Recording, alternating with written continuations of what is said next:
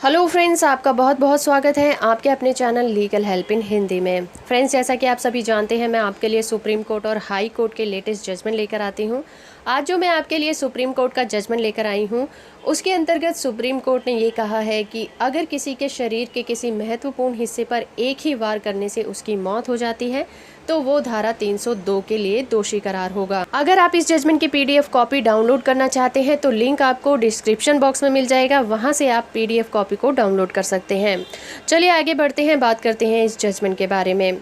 Supreme court ने बार बार अपने फैसलों में ये जिक्र किया है और इस फैसले में ये दोहराया है कि अगर एक ही वार करने से किसी की मौत हो जाती है और वो शरीर के किसी एक महत्वपूर्ण हिस्से पर होता है तो वो भारतीय दंड संहिता यानी कि IPC की धारा 302 के तहत हत्या का मामला बनेगा।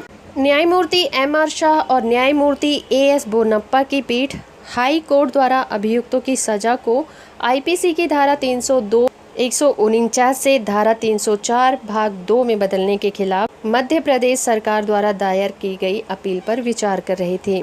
पीठ ने कहा कि आरोपी की वजह से लगी चोट शरीर के एक महत्वपूर्ण हिस्से में यानी कि सिर पर लगी थी और ये उसके लिए जानलेवा साबित हुई, सिर्फ इसलिए कि आरोपी राम अवतार ने फरसे से कुंद के हिस्से पर चोट पहुंचाई। हाई कोर्ट द्वारा IPC की धारा 304 भाग 2 में सजा को बदलने का फैसला बिल्कुल भी लीगल नहीं है।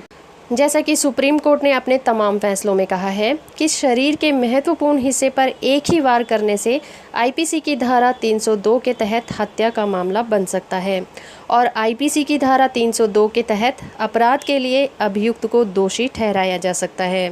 इसी फैक्ट को ध्यान देते हुए ये एक फ्री फाइट थी। पीठ ने कहा कि आरोपी को IPC की धारा 304 भाग 1 के तहत अपराध के लिए दोषी ठहराया जाना चाहिए था। इसके लिए पीठ ने हाई कोर्ट के फैसले को रद्द कर दिया और IPC की धारा 302 से IPC की धारा 304 भाग 1 में सजा को बदल दिया। इसके साथ ही दोषी को 8 साल की सजा सुनाई और उस पर 5,000 रुपये का जुर्माना लगाया।